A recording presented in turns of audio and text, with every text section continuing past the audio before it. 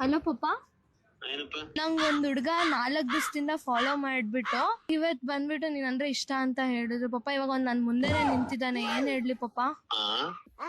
ಪಪ್ಪ ಅವ್ರು ನಿಮ್ ಹತ್ರ ಮಾತಾಡ್ಬೇಕಂತೆ, ಕೊಡ್ತೀನಿ ನೋಡಿ ಪಪ್ಪ, ಮಾತಾಡಿ. ಹಲೋ, ಅಲ್ಲ ಹೇಳಿ.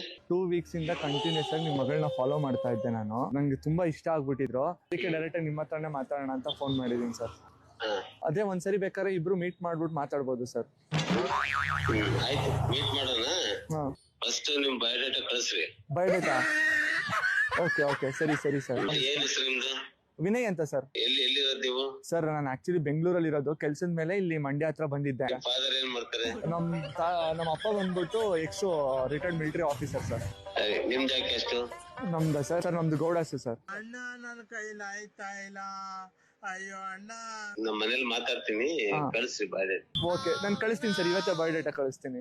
ಕಳಿಸ್ರಿ. ಓಕೆ ಅಲ್ಲ? ಕಳಿಸ್ರಿ, ನಾನು ಮಾತಾಡ್ತೀನಿ.